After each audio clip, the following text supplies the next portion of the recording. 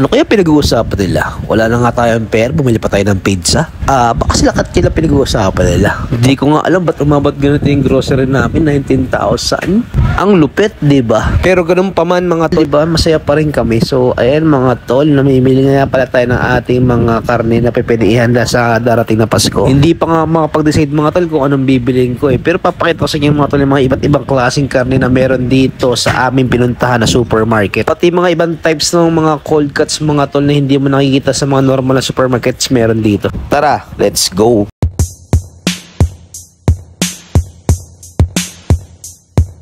Yun.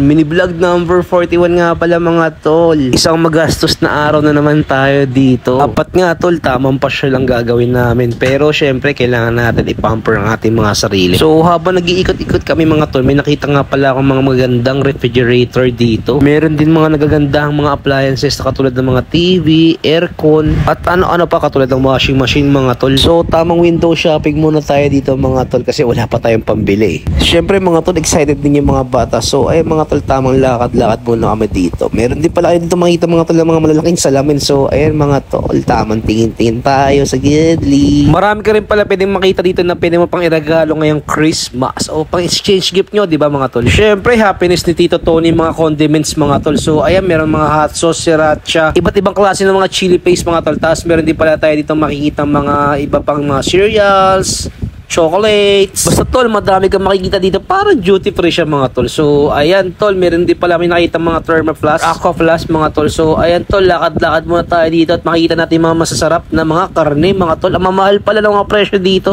Iba't ibang klase ng mga steak mga tol. Meron rib eye, T-bone, flank steak, salmon, pati mga daing na bangus mga tol. And then tol, yung pastry section nila, meron kang makita mga breads, mga matamis na pastries mga tol. Tapos ito nga pala yung mga meats nila mga tol. Ito nga pala yung pork section mga tol. Meron liempo, syempre sanggip style na slice, pork belly, ang sarap niyan mga tol. Tapos iba't ibang klase ng mga types ng karne mga tol, o hiwa ng karne mga tol. Nalululo lang ako mga tol, di ko alam kung anong gusto kong bilhin. So ayan mga tol, mga baka nga pala. So ayan tol, ang dami nila. Meron din pala pansanggip na baka dyan. Tapos cold cuts mga tol, meron tayong turkey slice, ham slice, mortadella mga tol, smoked turkey, prosciutto crudo, prosciutto cotto, tapos Chinese ham, country ham mga tol, iba't ibang types ng ham. Tapos salami, meron din bacon mga tol. Hindi ko na pala na video yung iba mga tol dahil nagmamadali kami. Na pala yung mga napamili namin mga tol, sobrang dami. Umabot nga pala ng ganyang presyo namin napamili mga tol. Pero syempre tol, yung family bonding namin ngayong araw mga tol is napakasaya at napakasulit, diba? Yung pera pati gastos mga tol, pwede man naman kitain ulit yan. Basta pagdating sa Christmas mga tol, basta masaya mga bata, ox